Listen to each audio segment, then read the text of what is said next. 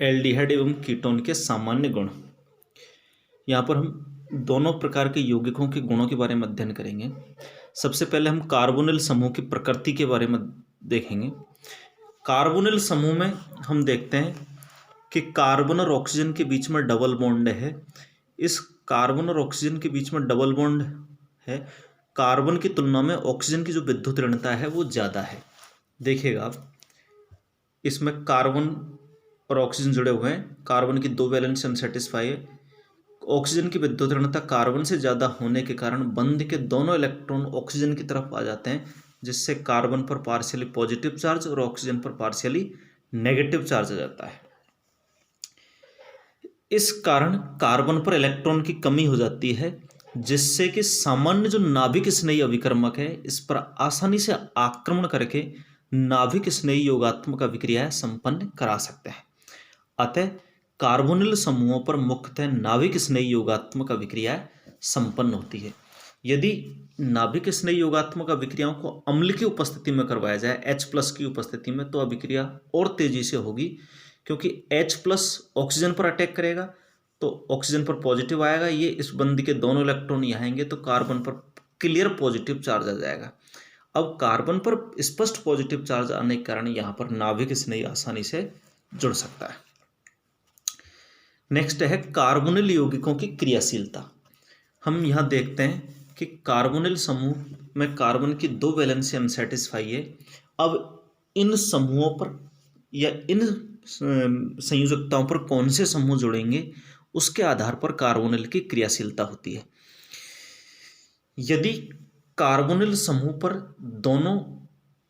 इन दोनों संयोजकताओं पर कोई इलेक्ट्रॉन आकर्षित करने वाले समूह जुड़े हो तो दोनों समूह इस कार्बन पर इलेक्ट्रॉन की कमी को बढ़ा देते हैं, और जब इस कार्बन पर इलेक्ट्रॉन की कमी बढ़ेगी तो पॉजिटिव चार्ज तेजी से आएगा। पॉजिटिव चार्ज जब तेजी से आएगा तो नाभिक स्नेही आसानी से आक्रमण कर लेगा, इसलिए क्रियाशीलता बढ़ जाती है।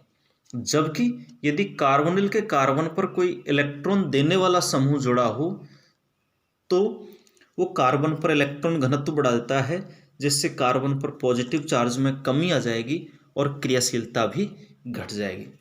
देखिएगा, अतः यदि कार्बन पर कोई इलेक्ट्रॉन देने वाला या +I प्रभाव वाला समूह है तो वो क्रियाशीलता को घटाएगा, और इलेक्ट्रॉन लेने वाला या -I प्रभाव वाला समूह है तो क्रियाशीलता को बढ़ाएगा।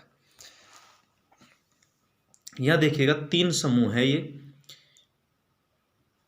ये फॉर्मल्डिहाइड है, एसिटाल्डिहाइड है, कीटोन है। देखिएगा, इस कार्बन पर 2 हाइड्रोजन समूह हैं। इन हाइड्रोजन का कोई प्रभाव नहीं होता। यहाँ पर एक मैथिल समूह जुड़ा हुआ है और एक हाइड्रोजन जुड़ा हुआ है। मैथिल समूह का +I प्रभाव होता है। यहाँ पर 2 मैथिल समूह होते हैं, उनका दोनों का +I प्रभाव है। हमने अभी अभी देखा है कि +I प्रभाव बढ़ने पर क्रियाशीलता घटती है, अतः सबसे ज़्यादा क्रियाशीलता इस समूह की होगी। देन इस यौगिक में देखें तो ये एसिटिक एसिड है, ये ट्राइक्लोरो एसिटिक एसिड है। ट्राइक्लोरो में 3 क्लोरीन समूह होते हैं जिनका -I प्रभाव होता है, जिससे इलेक्ट्रॉन इधर जाएंगे तो इस कार्बन पर इलेक्ट्रॉन की कमी हो जाएगी और क्रियाशीलता बढ़ जाएगी। इसी प्रकार यदि कार्बन के साथ कोई बड़ा समूह जुड़ा हो तो वो भी क्रियाशीलता को घटाएगा, क्योंकि वहां पर त्रिविम बाधा उत्पन्न हो जाती है। अब यहां देखो आप, इन कार्बन पर, यदि इस कार्बन पर देखा जाए तो ये तृतीयक ब्यूटिल समूह है, ये भी तृतीयक ब्यूटिल समूह है। इनका +I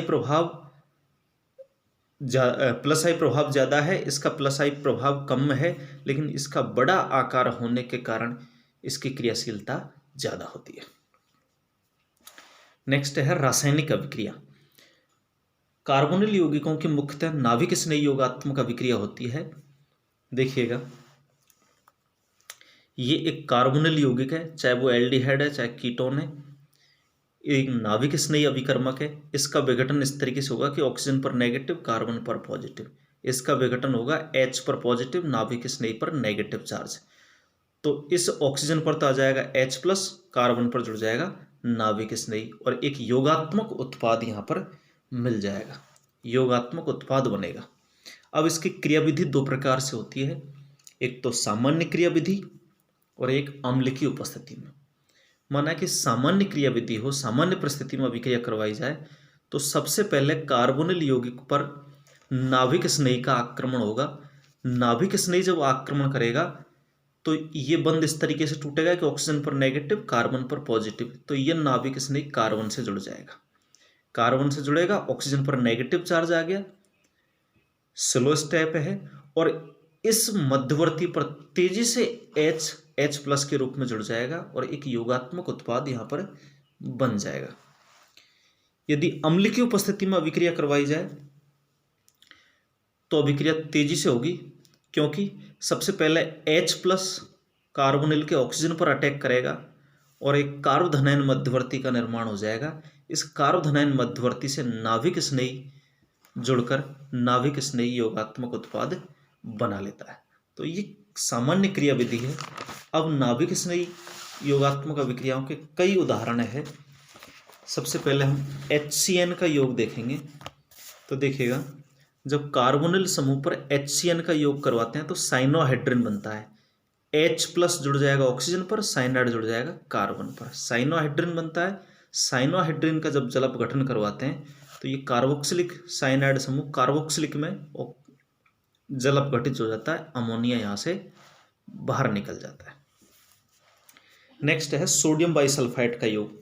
तो कार्बोनिल यौगिकों पर जब हम सोडियम बाइसल्फाइड का योग करवाते हैं तो यहाँ पर भी सल्फोनिक अम्लों का लवण प्राप्त होता है, हाइड्रोक्सी सल्फोनिक अम्ल का लवण प्राप्त होगा। इसी प्रकार एल्कोहलों के साथ अभिक्रिया करवाएंगे तो देखिएगा, जब एल्डिहाइड के साथ एल्कोहल की अभिक्रिया करवाते हैं, एक अणु के साथ अभिक्रिया करवाएंगे तो हेमी एसिटेल बनेगा। ये RO माइनस और H प्लस में विघटित होगा, H प्लस ऑक्सीजन से जुड़ेगा, OR कार्बन से जुड़ेगा, इस तरीके से तो हेमी एसिटेल बन गया। एक और अणु के साथ अभिक्रिया करवाएंगे तो ये OH और ये H मिलकर के H2O बाहर निकल जाएगा और ये R यहाँ जुड़ जाएगा, इस तरीके से एसिटेल बना लेता है। अब ये तो एल्डिहाइड था, यहाँ एल्डिहाइड था। यदि एल्डिहाइड की जगह कीटोन लिया जाए और वही एल्कोहलों के साथ अभिक्रिया करवाई जाए तो हेमी कीटेल और कीटेल का निर्माण होता है। नेक्स्ट है एल्डिहाइड व कीटोनों की कुछ विशिष्ट अभिक्रिया होती है, कुछ नेम रिएक्शन है। ये नेम रिएक्शन काफ़ी इंपॉर्टेंट होती है, इन्हें हमें ध्यान रखना आवश्यक है। सबसे पहले है बेंजाइन संघनन। देखिएगा, एरोमेटिक एल्डिहाइडों की अभिक्रिया जब पोटेशियम साइनाइड के साथ जलीय एल्कोहली विलयन में करवाते हैं तो बेंजोइन बनता है। इस अभिक्रिया को बेंजोइन संघनन बोलते हैं। देखिएगा, दो एरोमेटिक एल्डिहाइड लिया, इसकी अभिक्रिया करवा रहे हैं हम KCN के साथ एल्कोहली या जलीय विलयन में, तो हमें बेंजोइन बनेगा। मैकेनिज्म देखिएगा, सबसे पहले KCN का विघटन होगा K प्लस और CN माइनस के रूप में। अब इस बेंजी एल्डिहाइड पर सबसे पहले साइनाइड नाभिक स्नेही योगात्मक अभिक्रिया देगा तो ये बंध इधर आ जाएगा, इस बंध के दोनों इलेक्ट्रॉन यहाँ जाएंगे तो साइनाइड जुड़ गया। अब यहाँ से H प्लस के रूप में बाहर निकलेगा और ये H यहाँ ऑक्सीजन पर आ जाएगा, इस कार्बन पर आ जाएगा नेगेटिव चार्ज। कुल मिलाकर प्रोटॉन का ट्रांसफर होगा, इस कार्बन पर क्या आ गया, नेगेटिव चार्ज। अब इस पर नेगेटिव चार्ज है, अगले स्टेप में दूसरे बेंजीएल्डिहाइड के साथ अभिक्रिया होगी और ये नाभिक स्नेही की भांति व्यवहार करेगा। तो इस बंध के दोनों इलेक्ट्रॉन यहाँ, इस बंध के दोनों इलेक्ट्रॉन यहाँ, तो कार्बन कार्बन बंध बन जाएगा, ऑक्सीजन पर आ जाएगा नेगेटिव चार्ज। अगेन फिर प्रोटॉन का ट्रांसफर होगा। ये जो OH यहाँ से H इधर आ जाएगा, इस ऑक्सीजन पर वापस नेगेटिव चार्ज आएगा। इसके बाद ये ऑक्सीजन अपना नेगेटिव चार्ज बंध के दोनों इलेक्ट्रॉन यहाँ देगा, साइनाइड के रूप में ये बाहर निकल जाएगा और बेंजोइन का निर्माण हो जाएगा। इस तरीके से बेंजोइन संघनन अभिक्रिया में बेंजोइन बनता है। एलिफेटिक एल्डिहाइड ये अभिक्रिया नहीं देते, केवल एरोमेटिक एल्डिहाइडों में ही ये अभिक्रिया पाई जाती है। Thank you.